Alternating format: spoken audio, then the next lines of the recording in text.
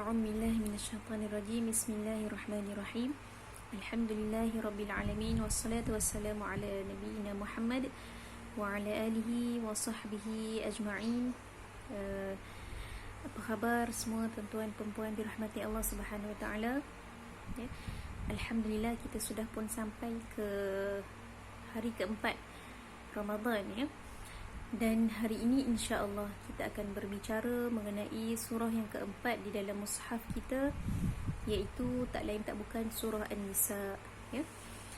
Baik, surah An-Nisa, ya, selepas surah Ali Imran, ya. Kita lihat hari itu surah Ali Imran berakhir dengan wattaqullaha la'allakum tuflihun. Bertakwalah kalian kepada Allah, mudah-mudahan kalian akan berjaya. Baiklah. Surah An-Nisa secara ringkas, latar belakang surah. Ia mengandungi sebanyak 176 ayat, ya, dan ia surah Madaniyah.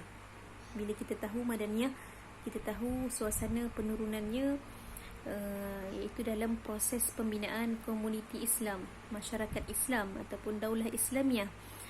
Dan pastinya Nabi SAW bertembung dengan golongan-golongan yang berbeza daripada Mekah, ya. Dan surah ini akan menyentuh semua golongan tersebut, ya. Antaranya ialah golongan Yahudi, golongan Nasrani, iaitu Ahlul Kitab, dan juga golongan munafik, ya. Siapakah golongan munafik itu, ya? Golongan munafik itu adalah mereka yang berasal daripada Madinah, ya, yang merasa cemburu melihat Nabi SAW yang berasal daripada Mekah tetapi dipilih menerajui Madinah. Jadi mereka dengki lah, kita kata, ya, nakkan kepimpinan, tetapi masyarakat Madinah lebih menyukai Nabi SAW dan lebih percayakan baginda. Baiklah, tuan-tuan dirahmati Allah Subhanahu Wa Taala. An-Nisa, perkataan An-Nisa itu merujuk kepada wanita-wanita, yang merupakan perkataan plural kepada al-mar'ah. Jadi apakah hikmah di sebalik penamaan surah ini dengan An-Nisa? Setengah para ulama mengatakan ia adalah suatu kemuliaan ataupun tanda takriman, ya. Kemuliaan yang Allah Subhanahu Wa Taala berikan kepada wanita sebagai salah satu golongan yang mempunyai impak besar terhadap masyarakat. Dan ada juga yang mengatakan bahawa ia simbolik kepada salah satu golongan yang sering diabaikan hak mereka, yang tidak diberi hak mereka yang sepatutnya, yang mudah dizalimi dan mudah ditindas, ya. Bukan kita kata wanita itu kita kata apa, bukan merendah-rendahkan wanita, ya. Kita lihat kembali sejarah bagaimana tamadun-tamadun sebelum Islam meletakkan kedudukan wanita. Kita akan belajar di dalam tamadun Yunani, tamadun Greek, tamadun Parsi dan sebagainya. Bahkan di dalam Arab Jahiliyah sendiri, mereka merendah-rendahkan martabat wanita. Dan wanita tak lain tak bukan hanyalah seorang manusia yang diciptakan sebagai khadam di dalam rumah, sebagai tempat untuk melampiaskan nafsu. Okay. Bahkan di dalam tamadun Yunani sendiri, wanita diperdagangkan di pasar seperti binatang-binatang. Okay. Mereka di dalam Arab Jahiliyah, wanita tidak diberi hak mewarisi harta, tidak diberi hak bahkan di dalam urusan personal, ya, tidak diberi hak untuk memilih suami, ya. Dan mereka itu tatkala lahirnya bayi perempuan, merah padam muka mereka, ya, kerana bagi mereka bayi itu membawa kemiskinan, punca kemiskinan, ya. Jadi masya-Allah, bila Islam datang, Islam menaikkan martabat wanita sehingga peringkat yang sangat tinggi. Kita lihat wanita Islam, Rufaidah, ya, Rumaisa, Aisyah radhiyallahu anha dan para ummahatul mukminin, mereka terlibat di dalam masyarakat, ya. Mereka mengajarkan, ada terlibat di dalam mengajarkan masyarakat ilmu-ilmu, ya. Ada terlibat di dalam sosial kemasyarakatan sebagai jururawat dan sebagainya. Ada yang terlibat di dalam perniagaan, ya. Bila tuan-tuan dirahmati Allah Subhanahu Wa Taala, menurut Dr. Umar Ali Hassan Arafat, perkataan An-Nisa itu, penamaan An-Nisa itu simbolik kepada golongan tadi yang kita kata golongan yang sering diabaikan hak mereka, bukan sahaja wanita, tetapi kita akan temui golongan al-yatama. Di dalam surah ini kita akan jumpa al-yatama, anak-anak yatim, as-sufaha, mereka yang rendah tahap pemikirannya, yang tidak boleh menguruskan hartanya dengan baik. Kemudian golongan al-wildan, kanak-kanak, kemudian golongan hamba-hamba sahaya, golongan yang hampir kalah di dalam peperangan, juga golongan minoriti yang hidup di bawah payung Islam, yang berjanji untuk hidup aman-damai. Okay? Jadi itu semua antara golongan yang ada di dalam surah ini. Okay? Di samping kita menjaga hak golongan tersebut, kita juga perlu berhati-hati dengan musuh Islam, iaitu Ahlul Kitab daripada kalangan Yahudi dan Nasrani dan juga munafik. Jadi kita akan jumpa di dalam surah ini satu yang memperihalkan hak-hak serta suruhan-suruhan agar berlaku baik, agar berbuat ihsan terhadap golongan yang lemah tadi. Dan satu lagi adalah peringatan, ancaman, teguran buat golongan musuh, ya, musuh luaran dan dalaman. Musuh luaran iaitu Yahudi Nasrani, dan musuh dalaman iaitu munafik. Baiklah tuan-tuan dirahmati Allah Subhanahu Wa Taala, apakah tema utama surah ini? Ya. Tema utama surah ini kita akan jumpa keadilan. Keadilan, rahmat dan ihsan di dalam pembinaan masyarakat. Khasnya terhadap golongan-golongan yang lemah, ya. Di samping kita berjaga-jaga terhadap musuh. Baiklah.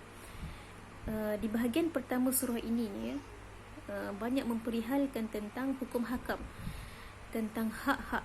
Wa atul yatama amwalahum. Okey, berikanlah kepada anak-anak yatim harta-harta mereka. Okay. Kemudian kita jumpa lagi berkaitan dengan pewarisan harta. Lirijali nasibum mimma tarakal walidani wal aqrabun walin nisa'i nasib.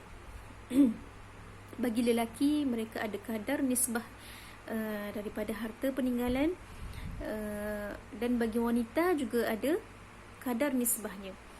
Kalau Islam tak letak ni, agak-agaknya ada ke wanita diberi apa-apa sekarang ini? Mungkin tidak ada langsung, ya. Jadi kemudian ada pula suruhan-suruhan untuk pergauli wanita dengan sebaiknya. Pergaulkan isteri kamu dengan baik. Wa ashiruhunna bil ma'ruf. Okey. Fa in karihtumuhunna fa asa an takrahu syai'a. Sekiranya kamu benci pun kepada mereka, mungkin kamu hanya benci pada satu aspek, sedangkan Allah jadikan banyak lagi aspek-aspek kebaikan di dalam diri mereka. Okey. Kemudian hatta di dalam tatkala tidak lagi mampu menjaga rumah tangga itu sendiri, Allah Subhanahu Wa Taala meminta agar kita tetap berlaku ihsan. La ta'khudhu minhu syai'a.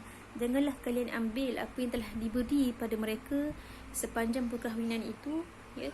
Wa in aradtum istibdala zawjin makana zawjin wa ataytum ihdahunna qintara fala ta'khudhu minhu syai'a. Okey.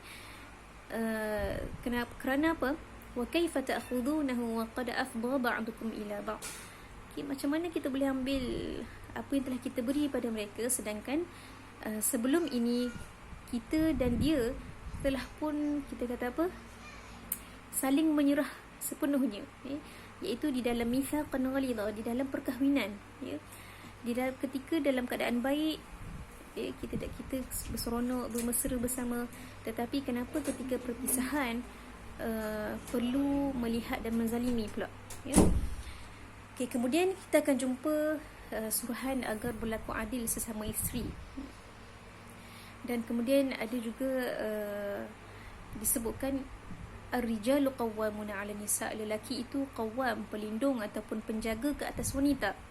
Itu yang sepatutnya berlaku. Bima faddalallahu ba'dahum 'ala ba'd, iaitu atas asbab Allah Subhanahu wa taala telah beri sedikit kelebihan kepada mereka ke atas sebahagian yang lain. Kelebihan itu satunya yang disebut oleh Dr. Yusuf Al-Qaradawi di dalam bukunya, buku yang kecil berkaitan dengan Markazul Mar'ah fil Hayatil Islamiyah. Dia mengatakan bahawa at-tafdil ataupun kelebihan itu satunya wahabiyun, iaitu pemberian Allah Subhanahu wa taala daripada kudrat fizikal yang lebih kuat daripada wanita. Manakala ada juga yang kasbiyun, iaitu yang mereka perlu usahakan. Mereka perlu usahakan menuntut ilmu, mereka perlu usahakan nafkah, usahakan bekerja untuk memberi nafkah pada anak keluarga. Baiklah.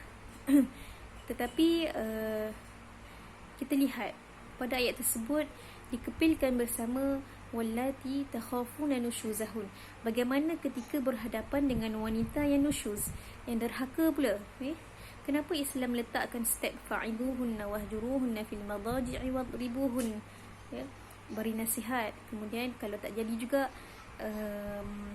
asingkan daripada tempat tidur, tak jadi juga boleh pukul dengan pukulan yang tidak menyakitkan, sekadar pukulan untuk bagi dia sedar sikit.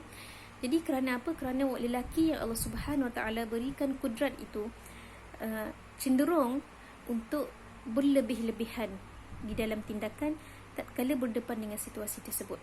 Boleh jadi dia akan pukul wanita hingga separuh mati, boleh jadi dia akan mengurung wanita tersebut tanpa memberi makan minum dan sebagainya.